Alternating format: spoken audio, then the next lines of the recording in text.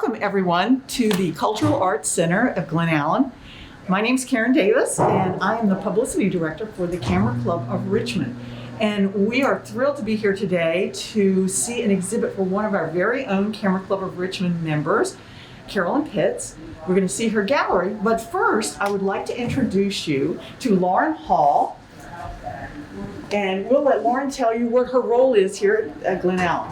Hello, I'm the Visual Arts Manager here at the Art Center, and I run the gift shop and the galleries and our art classes here.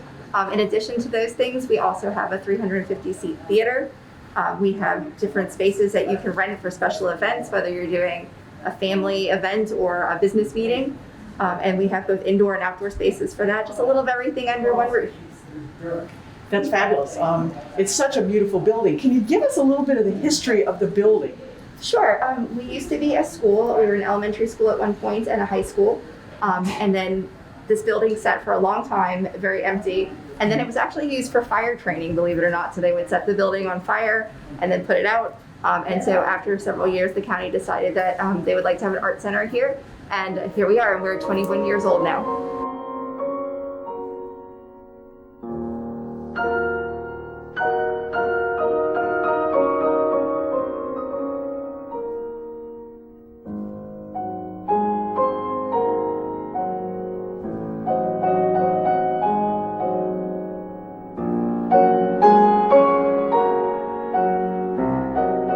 Welcome to the Slantwell Gallery here at the Cultural Arts Center of Glen and the beautiful work behind me of our CCR member, Carolyn Pitts. She has some gorgeous pictures here, and we'd like to get to know her and talk about her art a little bit. Carolyn, welcome. Thank you, Karen, and thank you so much for inviting me to do this.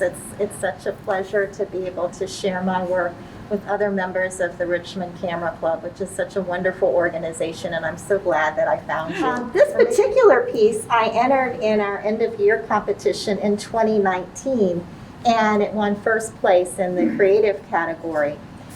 Every piece in my show is a composition of photographs, drawings, multiple photographs, which is why I called it Composites.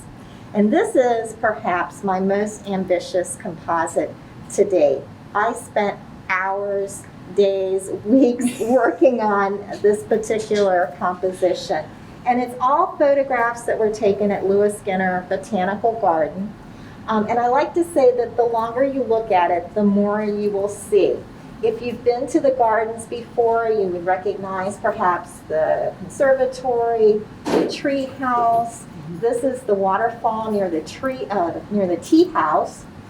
This is the little garden area behind the tea house, and this little boy was feeding the turtles that day. So there's a turtle right there, and there's a turtle here.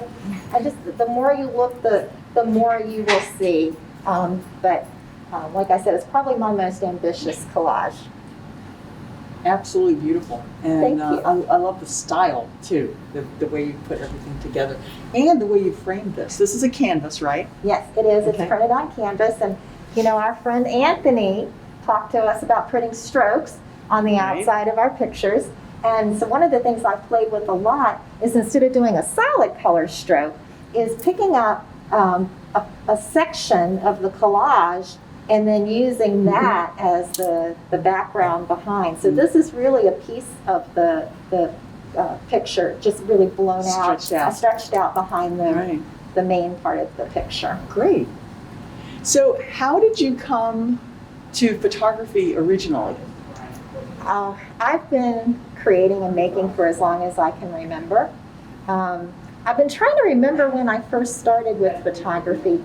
I do know that when I was about 8 years old, I had found a cardboard tube. And I remember running around the yard and framing up pictures and pretending to take them. And so my parents bought me a camera.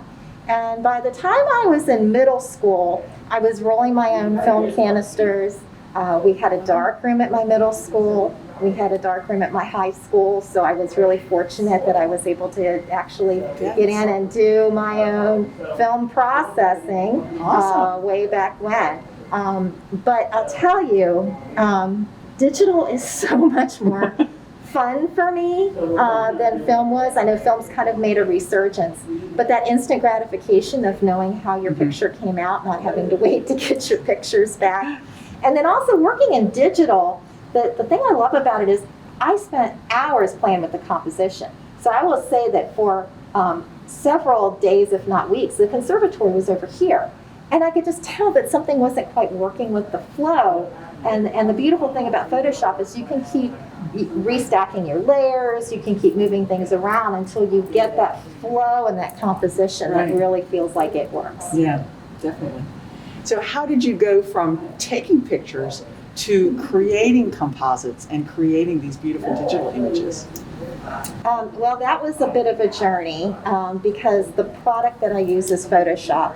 And my Photoshop learning journey was a bit of a rocky road. I will never know everything there is to know about Photoshop, but I've learned enough that I can get the results that I'm looking for and get what I see in my head to come out in the picture. But I took an online class. I went to VisArts and took a class. I have a doorstop of a Photoshop manual. I have watched countless YouTube videos, and I'm still learning. But it's my medium of choice. I really love working with Photoshop, but it was not easy for me to learn. Maybe for others, but it was a bit of a challenge for me. I'm with you on that one. Okay, well let's see another one of your photos.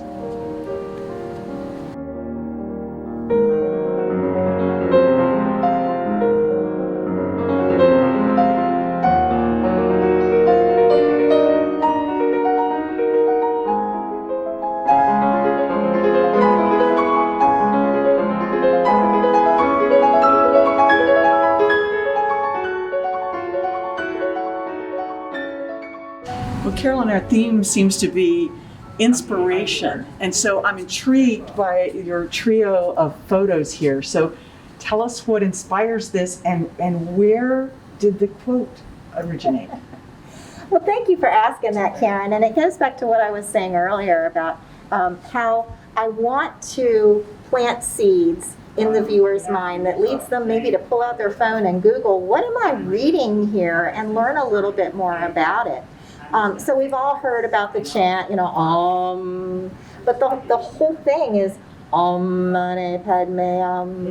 And it's used a lot in meditation to kind of get yourself into that state. It helps by having that chant to help clear your mind and get that kind of busyness of your monkey mind cleared out by focusing on the chant. And then this one at the top, may all beings be well, happy, and peaceful, is a line from the metta meditation or loving kindness meditation, which is a meditation that's used to invoke first loving kindness for yourself and then to spread that loving kindness out to your family, to your friends, to people in your life that maybe you don't know as well, to your whole community, and then eventually out to the world. So if you Google metta meditation, it's METTA, you'll see the whole line, but it starts with may all beings be well, happy, and peaceful. May no harm come to them. May no difficulty come to them. May no problems come to them. May they always meet with success. May they also have the patience, wisdom, courage, and determination to meet and overcome inevitable difficulties, problems, and failures in life. And you just keep repeating that, sending out that message of love and kindness to the world.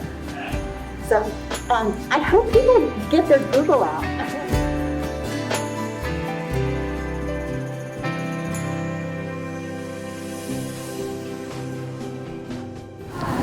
Well, and now we need to talk about the signature piece for Carolyn's Composites gallery here at Glen Allen Cultural Arts Center.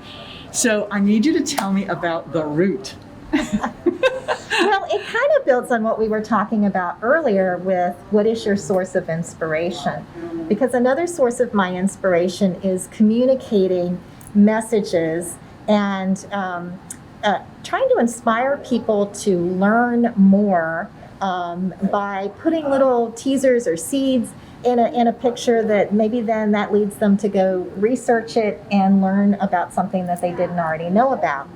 So a big motivator for me is actually energy and energy work. And so that is actually what is happening in this picture right here. If you're familiar with the energy centers in the body, there's 7 major energy centers that move up through our torso. And at the very base of our torso is the root chakra, which is the energy center that grounds us to Mother Earth and keeps us feeling settled and secure. And the signature color for the root chakra is red. So there's a lot of red going on in here. And then you see things that have roots, the carrots, because they're rooted, mushrooms close to the ground and Mother Earth. And when your root chakra is out of balance, it can make you feel insecure and flighty, kind of like a scared little rabbit. So that's really what was going on when I created this piece. And I'm hoping to finish all of the chakras. I've done 4. So I've got 3 more to figure out how to depict them. But hopefully maybe some people that hear me talk about this picture are sitting there Googling chakras now and learning about something that they didn't know about before.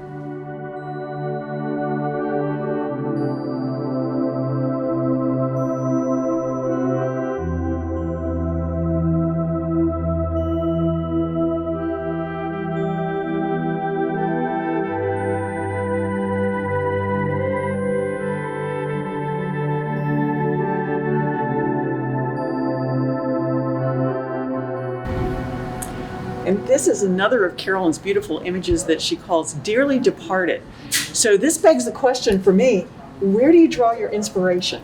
You know, Karen, I'm really glad you asked that. I think a lot of people talk about getting their inspiration from nature. And when I first started, that was very much my inspiration. Take my camera, go out into nature, and what do you see? But I've noticed lately, and maybe it's because of the pandemic, I'm starting to find inspiration in everyday experiences. Things that just you encounter during the day and you say, wow, that's got an interesting shape or an interesting color. So the story behind this piece, I was staying with my mother and someone had brought her some flowers, and it had been several days and the flowers were past their prime and starting to make a mess, so it was time to put them in the trash. And as I was taking them out of the vase and throwing them away, it struck me how interesting the shapes were. I mean, even though the flowers are dead and shriveling, there were such beautiful shapes there. And so I started taking pictures of those. And then when I was actually working on putting the collage together, I felt like it needed some other visual element to really make it pop and to bring out the shapes. And so if you look closely, these little orange shapes back here that are almost petally in nature, that's actually the cross-section of a delicata squash. So I was making dinner one night. I belong to a CSA, so I get all kinds of bizarre fruits and vegetables and produce that I wouldn't normally buy at the grocery store. And I'm cutting the squash, and I'm like, that's so interesting. The cross-section looks like a flower. So I took a picture of it. And when I was working on the flowers, I was like, you know what, that might be just the shape that would work behind there. So I think as we go through our day, especially with doing digital collaging, I'm always looking for something of interesting color, interesting shape, interesting texture. You know, the water on the windshield when you're going through the car wash, I have pictures of those. And I've used them in layering of collages before. So keep your eyes open all the time, because we can go out in nature and have a beautiful experience, but there's beauty all around us in even the most simple things.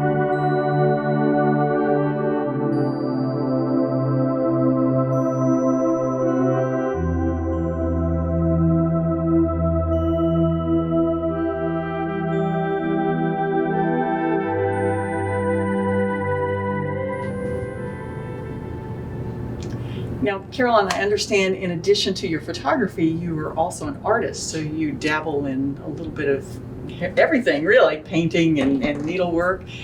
So these birds, and I love birds, are a combination of some of those talents. So tell us how you created these photos by combining your painterly side with your photographer side.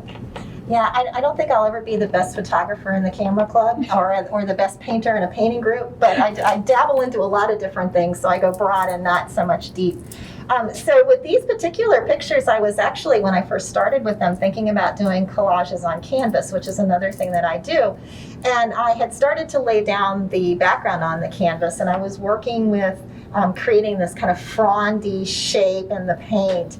And I really like that. And now I'm afraid to start pasting on top of it because I liked it so much. So I set them aside for a while. And then when I was working on these collages, what I did is I actually photographed the painting. And you can see it more in this piece than some of the others. But this green, the fronding that you see back there, that's actually a picture of my painting. And you said you love birds. I do. And I know we have a lot of bird lovers in the club. All of these birds were shot at the National Aviary in Pittsburgh, Pennsylvania, which is it's a mecca for anybody who's into birds, because this was a room where you were actually in the room with the birds. They're flying around you. They're blessing you. But you can really get up close and personal with the birds there, because I do not have the right camera equipment to shoot birds in the wild. But I was able to get some really good bird photographs at the aviary. And these two birds right here, the bright-old white eyes, they're actually endangered in the world. They're from Guam, and invasive brown tree snake has really just about wiped out the population. So if you Google this type of bird, you can learn a little bit about the efforts that are being done to protect them. And also the National Aviary has a lot of information about birds from around the world.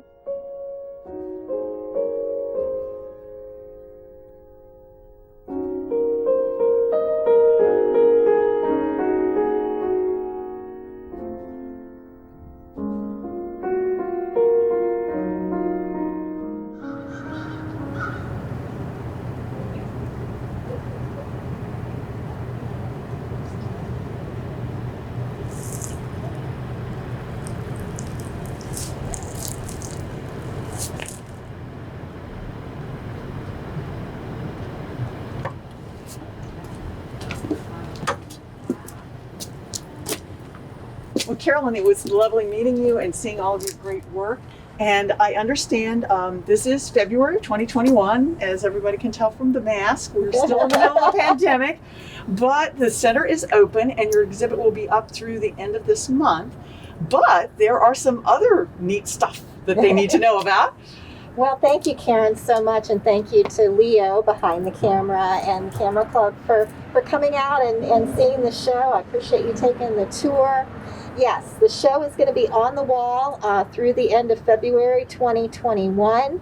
I'd like to throw in that because the center has been challenged with the pandemic, I'm donating all the profits from my show back to the center. And if you can't make it over here, there's a lot of inclement weather we've been having. If you can't make it over before the end of the month, and you see something from my website that you're interested in, call the center, and if you're interested in buying it, and I'd be glad to work something out with them, even if it's no longer on the wall. So thanks again for coming out and asking me to do this. I really appreciate it.